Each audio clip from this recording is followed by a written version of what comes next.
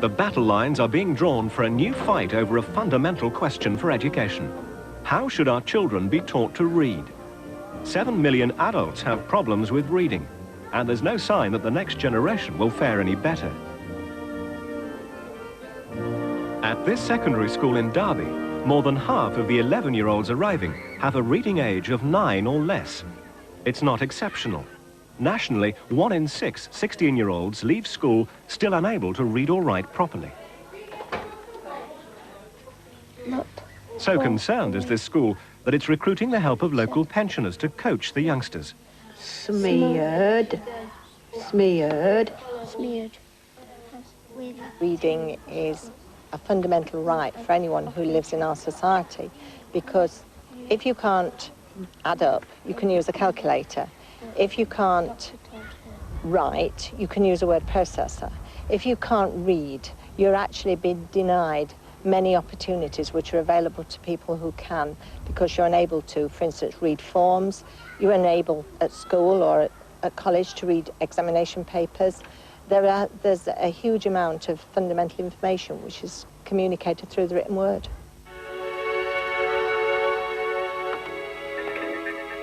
There are many reasons why children might not learn to read properly. Distractions like television and computer games, or lack of support from parents. But the current concern centres on the method by which they are taught to begin with. During the summer, the government's National Curriculum Council is considering the revised English order, proposals for change in the teaching of English that would bring back to the fore a teaching system which, not long ago, seemed dead and gone. It's called phonics. Kim and Earth will shape the trees to make the plums fall. This private school in North London uses phonics. It aims to have its kindergarten children reading and writing fluently by the age of 5. It's probably a word you haven't heard of, Sammy. It means knives and forks. What do we call it? Cutlery. Good boy. Can you see it? Cutlery. There's nothing new about the system. It works on the basis of teaching children the sounds of the alphabet first, and only then bringing them to attempt proper books. A lot of teachers are afraid of code. They don't like to use the word. But the teaching of reading, you have to break the code, and you need to teach the children the code. It does not take long. It can be done very efficiently, in a very straightforward manner, particularly with whole class teaching. And you give the children a clear, if you like, set of rules. Had to collect acorns for the winter. Critics of phonics say the method is old-fashioned and too intensive. Few state schools apply phonics as rigorously as the private sector. Most say they use a mix of methods. Dominating the field in the state system in recent years has been the approach known as real books. Its backers argue that if children are introduced to books early enough, they'll pick up reading for themselves. Jeff Hines is one of the most influential voices in the real books lobby. For him, the battle against the government's phonics proposals has become a bitter one. I don't have a great respect for the phonics lobby, those phonics fundamentalists, sometimes called phonicators, I have to tell you. I don't have much respect for them if they are insisting on phonics being taught first, prior to reading, because it ignores everything that children know about reading. When children come to school, they have for several years been surrounded by print. Now, whoever tries reading the print in our environment with children when they first get to school, you'd find they all can read a surprising amount of it. One experiment showed that not one child in many hundreds failed to read the McDonald's sign. Some admittedly read the word hamburgers, but most of them knew McDonald's, and they can read loads and loads of signs. For schools like Holland House, familiarity with hamburger signs isn't accepted as real reading ability. To read rather than gazing at pictures. Handing out their prizes is Martin Turner, a man seen by many as leading the phonics lobby in the teaching of reading. Turner is an educational psychologist. Until 3 years ago, he worked with schools in London's largest borough, Croydon. There he found disturbing evidence of falling reading standards. Croydon was one of the first authorities to instigate an annual program of testing for all its 7-year-olds.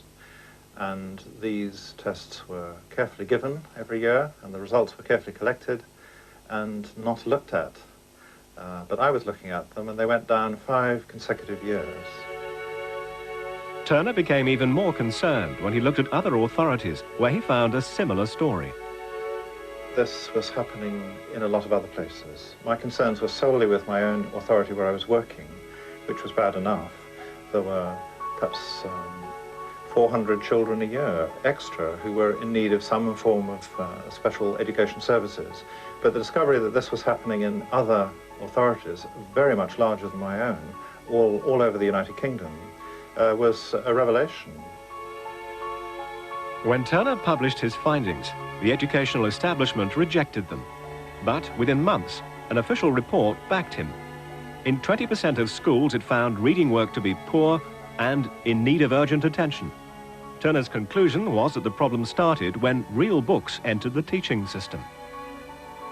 It is a wonderful piece of British fudge, and there's very little actual teaching of reading at all. There's a lot of discussions about whether or not we can afford another shelf of books in the school library or the book corner, if we have them.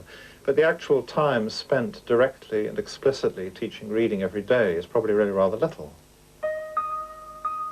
Martin Turner and Jeff Hines represent polar opposites in the world of education. In the gulf that divides them lies any chance of improving the literacy of Britain's children. World in Action tried to see if there was any common ground. We put Martin Turner into a school that's built its reputation on the real books approach, while Jeff Hines chose for himself one of the few state schools that's embraced phonics. Make sure you watch me and do the action as well. At Woodsloke School in Lowestoft, the intake is of average ability, but the school has brought a special zeal to its phonics teaching. They drill their 4-year-olds to recognize the alphabet and encourage them to respond to individual letters, using both sound and movement. Good, super. Well done. Excellent. They look at it, they listen to the sound, they do a little action with it, they form the letter with their finger. And this way, in the first 8 weeks, they've learnt the sounds of English, they have learnt how to put them together for reading, and they have learnt to put them down for writing. And this gives them a tremendous start. The phonics fundamentalists, which is a very common term for them, are probably very sincere people, and they think they're doing the best by children. I'm going to the school in a very open-minded way. I understand they have a fair drilling in phonics for a number of weeks.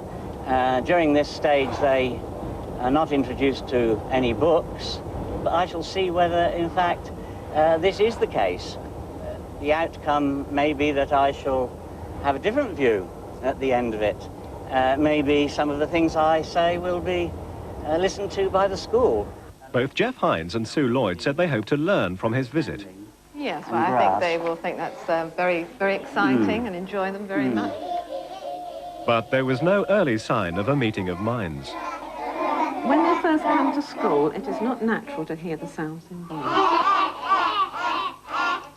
If it's not natural to hear the sounds in words, how do they speak? Well, they manage to hear the sounds for speaking, but their mind isn't tuned in for listening to all those individual sounds in words. They hear the word, but they're not why used do you to have to do that? Well, because that's how the code of reading and writing works. That's how we relate letters. No, that's how you say it works. No, that is how it works. I'll show you later what I mean. Meanwhile, 200 miles away, Martin Turner is also taking an open mind to meet the head teacher at Wilbraham Infant School. It's a multicultural school in inner city Manchester. I think it would be termed a progressive school, but I use that term in its most positive way, meaning that it's a school that considers anything that would be worthwhile in determining achievement for children who come to the school. I know that the school claims to follow what's called a whole language approach to reading, which is that the children are not instructed in phonics or letter sounds, but are encouraged to read for meaning right from the word go with real books, that is, books that are not part of an organised reading scheme. What we're saying is that every child can read, and that sounds a strange thing to say when they haven't even started school. And what we're saying is that they are aware of the purpose of reading, how they perform with books, if you like. And from that starting point, we're saying that we want the children to have access to as much literature and a reading environment. My scepticism is based on the experience of what happens worldwide. It's very frequently found that children simply don't learn to read, or an unacceptably high proportion of them don't learn to read. Martin Turner was about to find himself in an atmosphere far removed from that at Holland House School. Indeed. Thank you. Best of luck. Bye-bye. Thank you. We're looking at environments that are challenging the children all the time in terms of reading. His first criticism was not of the children's work, but of the classroom organisation. Like most state schools, Wilbraham Infants doesn't favour teaching the whole class at once. For much of the day, the pupils are split into different activity groups. The noise levels were very considerable. I immediately attracted a sort of clump of about 7 children who wanted to show me pictures of themselves. And on the whole, a well-ordered classroom should be fairly impervious to disturbances and interruptions and visitors. In the cave and then just going around. Oh, it's a train, actually. Yes? The work that they were showing me was interesting. It was, I have to say, consistent with the whole language philosophy which the school promotes. Semi-phonetic scribbles, some of which was legible. I mean, there were occasionally one could read a name or some other word, but otherwise the scribbles may or may not have been letters, and the letters may or may not have been part of recognisable words. There's my dinner lady. Your dinner lady? Yeah. Did she give you some dinner while you were there? Yeah. My feeling is that 5-year-olds are quite capable of doing a great deal more than that. As for their reading, Martin Turner worried that they were relying too much on the pictures rather than cracking the code of the words. Here's a swimming pool. See me swim. See me swim. Swimming pool. Right, so it's the picture. Good. There is a mountain. How do you know that's a mountain? That's a difficult word.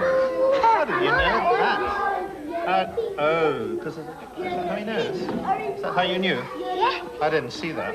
Daniel's repeatedly going for support, as it's called, to the picture. He repeats rum-tum-tum because that's what we had the first time. But thereafter it becomes a word that really needs decoding because the picture can't help you with ting, can it? But that's a ting. And when I ask him for the sounds, he looks everywhere else but to the letters. And still you do a very good job with that. I think you do a very good job. Blues, pop your chairs under, please. Back in the phonics school, Jeff Hines had moved up a class. For Sue Lloyd's 6-year-olds, the writing is on the wall and the spelling on the blackboard.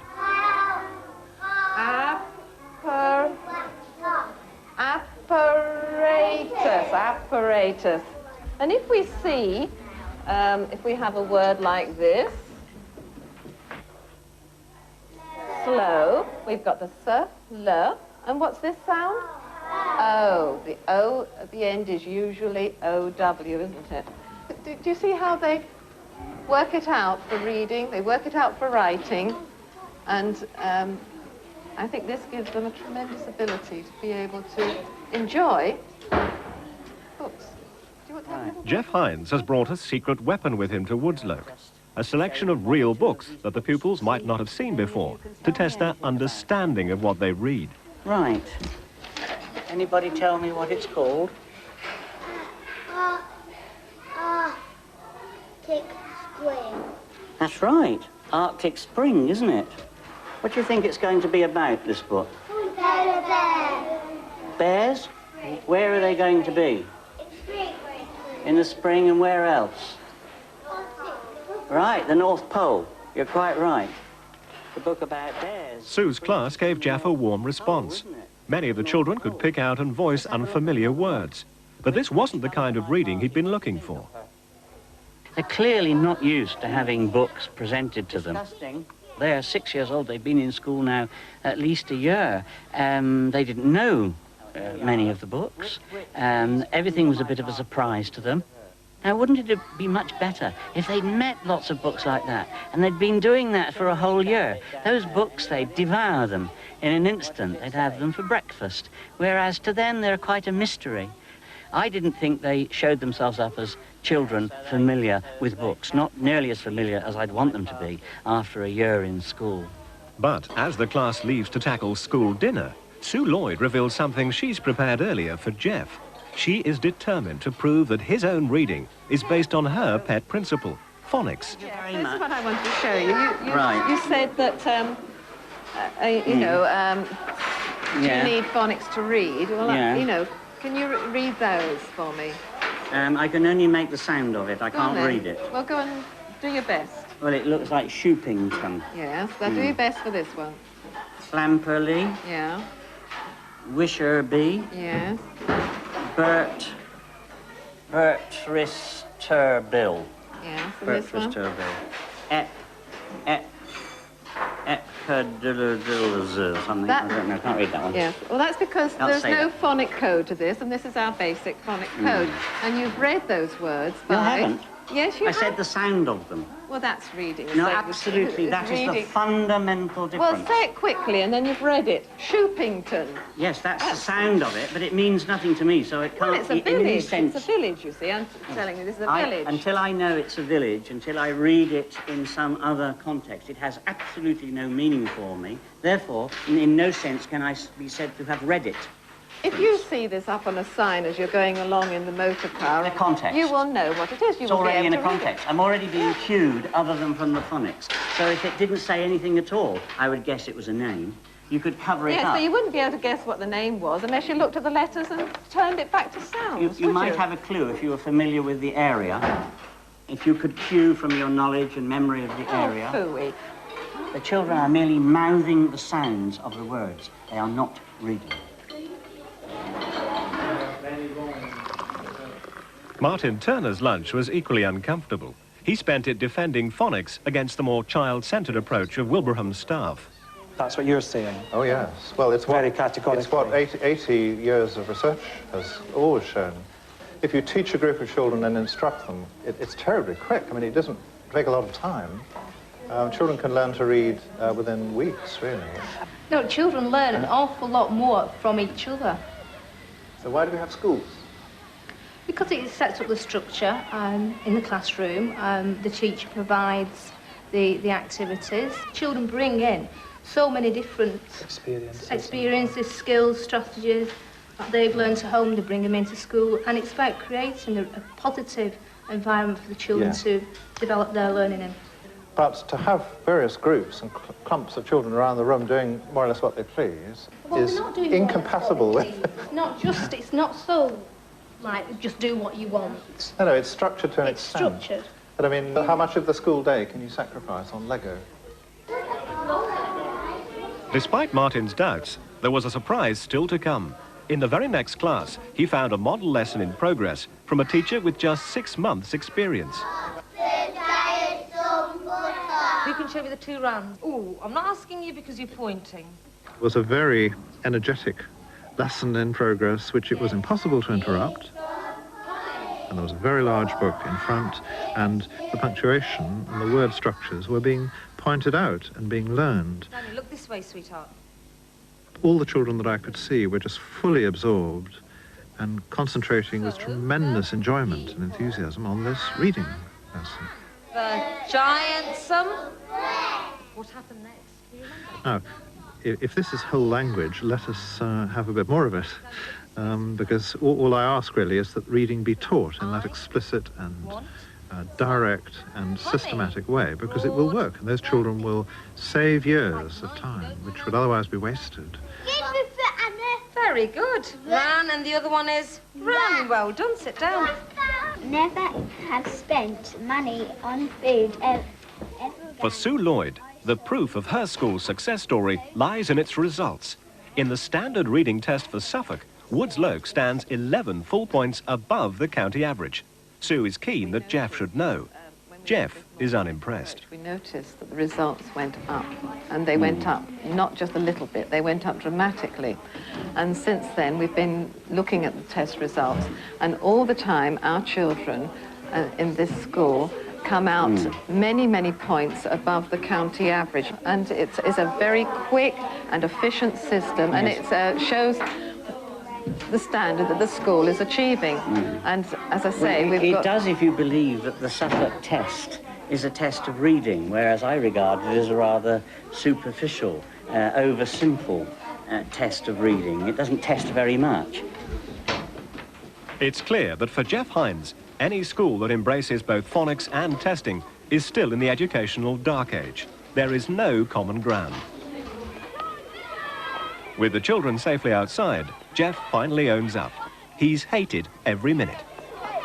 I find those things, you know, sort of fairly awful for children. I think what a lot of all these exercises to do with these poor little kids, and when they could be doing something much more profitable.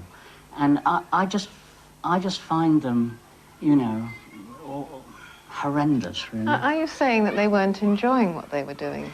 Children, you have to know this. You can do virtually anything with young children and they will give the appearance of enjoying it. You wait till those children are a bit older. Wait till they're 8, 9 and 10 and they realise how they've been conned. In fact, children of just that age are already failing with present methods. Official figures suggest that a quarter of 9 and 10-year-olds have poor reading skills. 1 in 20 can hardly read at all. And there's disturbing evidence that the long-term cost to society could be higher still. 1 in 10 teenage offenders in youth custody has a reading age of 10 or less. And ironically, the main method used to remedy their reading problems is phonics. Sue Lloyd feels that if phonics were used earlier, it could prevent problems later. A child who isn't reading by 7 fluently is feeling very angry inside. They're starting to feel stupid and hopeless, and nobody thinks much of them. Even if they are very intelligent, they think that. And so they start to act like the clown at home and in class. They become badly behaved, difficult children to handle. And it's all because they feel so inadequate. But just that basic understanding how writing system works and how the reading system works, they change. And a lot of the bad behaviour starts to go. They start to be more willing and want to learn. 60% of recent teaching graduates say they've been taught little or nothing about phonics. For a generation, the method has been cold-shouldered. New teachers are entering a profession which doesn't agree on basic methods. The battle over reading is one of many between teachers and government. The revised English order proposals on phonics will get their response from teachers next month. Whatever the outcome, children who fail to learn to read are caught in the crossfire. I think that if the revised English order were to be implemented in all schools, judging by what we saw in this school today, then it would be a total disaster for our children and for their literacy and for their future as readers and writers.